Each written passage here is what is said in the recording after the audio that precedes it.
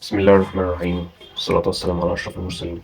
أنت لو ما عندكش بورتفوليو فأنت حرفيا بتضيع فرص شغل كتير من عليك. الأسوأ من كده إن في ناس كتير فاكرة إنها محتاجة تكون متعلمة برمجة أو إنها تروح تعمل ويب بيج مخصصة ليها، فرونت إند ويب بيج ديزاين مخصص ليها علشان يبقى هو البورتفوليو، ما يكونش في حل تاني غير كده. أنا في الفيديو ده هوريك إن أنت إزاي تعمل بورتفوليو بسيط واحترافي بدون أي كود، كل ده باستخدام موقع لينك تري. البورتفوليو دوت بس عشان اللي ما يعرفوش هو كأنه سي في، زي السي في بس الكتروني، مش على هيئة بي دي اف زي ما احنا متعودين. كأنه موقع بيعرف الناس بيك مشاريعك، ممكن يكون في ديتيلز اكتر زي مشاريعك، صور ليها، لو شغال ويب ديفلوبمنت ممكن تعرض فيه شغلك، الصفحات اللي انت عملتها، لينكات ليها، يوتيوب تشانل ممكن ان انت تقدر تعرض فيه لينكاتك، ممكن حتى لو انت مش بتقدم بيها على شغل ممكن ان هو تعرض فيه معلومات عنك، بيزك انفورميشن عنك، تعرض فيها صفحة الفيسبوك بتاعتك، صفحة الانستجرام، نبذة بسيطة عن مثلا لو انت صاحب مطعم او مكان، تعمله كيو ار كود من البورتفوليو دوت تكون عارض فيه شغلك وحاطط فيه المنيو بتاعك وصفحاتك كالواتساب، الفيسبوك، انستجرام.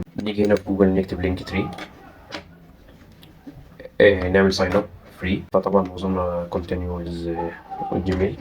تخش هنا، اول حاجة هتختار اليوزر نيم بتاعك، ممكن تختار، فلنفترض ان احنا مطعم او مكان بيكري. طبعا هنا نعمل سكيب، هنخش هنا عايزين الفري، نعمل جيت ستارت في الفري. طبعا هو هنا هنعمل كونتينيو اديتنج، وتشوف هو بقى محتاجه ايه، بيرسونال ولا كرييتور ولا بيزنس. احنا طبعا قلنا ان هو بيكري فهنقوله مثلا بيزنس. بيديك تمبلتس هو جاهزة او ثيمات، فانت تختار ثيمات. حاول لو انت بتقدم شغل او حتى انت مكان، حاول يا اما تختار لو انت مكان بتقدم تمبلت فيها الالوان توضح شغلك والهيئة بتاعتك، ولو انت واحد ممكن تختار ثيم شبه دوت، الوانه الوانه قليلة مش بارزة جدا، فانت تقدر تظهر بيها اللي انت محتاجه. نختار مثلا الثيم ده هادي شوية، نخش عليه ونشوفوا بقى اللينكات اللي احنا هنحتاجوها. طبعا احنا قلنا احنا نفترض ان احنا بيكري، اكيد صفحة انستجرام، واتساب، تيك توك لو بنعرض عليه الشغل بتاعنا، فيسبوك.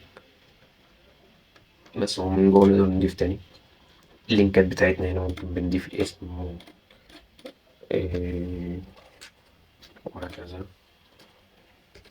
يوزر نيم، فيسبوك، اي انفورميشن بقى بعدها تقدر تعدلها انت على حسب الانفورميشنز بتاعتك. نيجي هنا بتحط الصورة بتاعتك، تضغط هنا بعد كده بتعمل تشوز ليها البايو، literature، continue.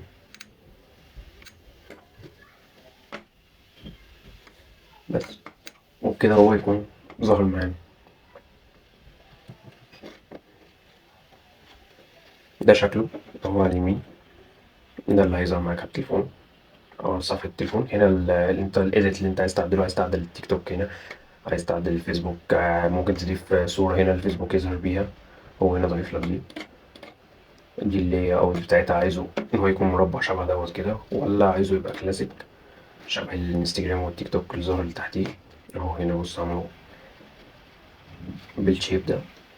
نفس الكلام على الباقي، تقدر تضيف تضيف حاجة تانية من هنا من اد كالكوليشن، تعمل هنا اد لينك. هو هنا بقى بيقترح عليك في الحاجات اللي ظهرت لنا في فايل داونلود لو انت عايز، في فايل عايز ترفعه كبي دي اف مثلا، انت عايز ترفع المنيو بتاع محل البيكري، او عايز ترفع صور المنتجات. هنا اللوكيشن، ميتينجز، ايا كان، عايز تحط تكست، عايز تحط كونتاكت، جهة اتصال، عايز تحط ميديا، فيديو، عايز تحط اي حاجة تتخيلها ممكن تقدر تحطها